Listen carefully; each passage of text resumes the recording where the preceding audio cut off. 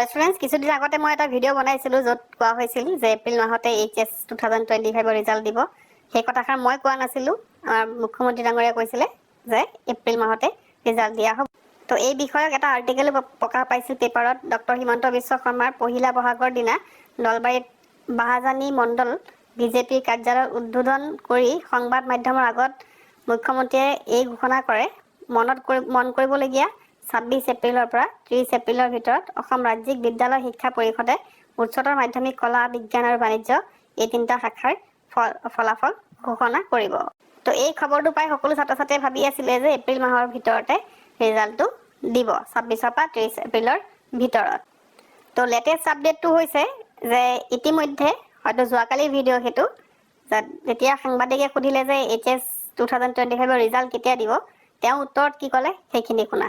এই মাহৰ শেষৰ ফালে দিয়া কথা আছিলে, হয়তো ফাৰ্ষ্ট উইকত ক্লিয়াৰ হৈ যাব। তো তেওঁ কৈছে যে এপ্ৰিল মাহত দিয়া কথা আছিলে, কিন্তু মে' মাহত সেই ৰিজাল্টটো দিব। তো মে' মাহৰ হয়তো ফাৰ্ষ্ট উইকতে ৰিজাল্টটো দিয়াৰ সম্ভাৱনা আছে। অৰ্থাৎ এইটো উইকটো আমাৰ এপ্ৰিল মাহে চলিব, নেক্সট উইক ষ্টাৰ্ট হ'ব মে' মাহ। তো নেক্সট উইকৰ হয়তো শেষৰ ফালে আমি হয়তো বৃহস্পতি বা শুক্ৰবাৰে আমি সেইটো ৰিজাল্ট পাব পাৰো, যদিহে কাম কমপ্লিট হয়। ইয়াতো এটা কথা কৈছে যে ডাইৰেক্ট কৈ দিয়া নাই, হয়তো বুলি কৈছে কথাষাৰ, যে হয়তো ফাৰ্ষ্ট উইকত হৈ যাব বুলি কৈছে। কিন্তু এটা কথা ইয়াতে জানিবলগীয়া যে আসাম হায়াৰ ছেকেণ্ডেৰী তৰফৰ পৰা যিহেতু বহুতো ছাত্ৰ ছাত্ৰীৰ কপি আছে চেক কৰাৰ, হয়তো তেওঁলোকৰ ফালৰ পৰা অলপ দেৰি হ'ব পাৰে, কাৰণ বহুত সময় লাগি যায় ধৰা ইমান ছাত্ৰ ছাত্ৰীৰ ৰিজাল্টটো প্ৰস্তুত কৰিবলৈ। তো সেই ফালৰ পৰা দেৰিটো হৈছে। নহ'লে মুখ্যমন্ত্ৰীয়ে যিহেতু আগতে কৈছিল এপ্ৰিল মাহত দিব, গতিকে এপ্ৰিল মাহতে দিলে হয়।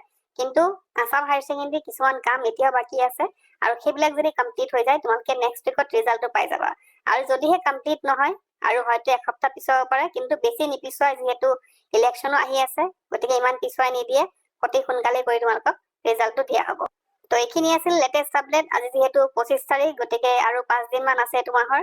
গতিকে এই 5 দিনত তোমালোকে ৰিজাল্ট পোৱাৰ আশা নাই। তোমালোকে দেখিলাই কিমান আমাৰ মুখ্যমন্ত্ৰীয়ে নিজেই কৈছে কথাখিনি। গতিকে এইকেইদিন অকণ নিশ্চিত থাকিব পাৰা, কিন্তু মে' মাহত যিহেতু কৈছে ফাৰ্ষ্ট উইকত দিয়াৰ কথা আছে, গতিকে নেক্সট উইকত হয়তো তোমালোকে সেই ৰিজাল্টটো পোৱাৰ সম্ভাৱনা আছে।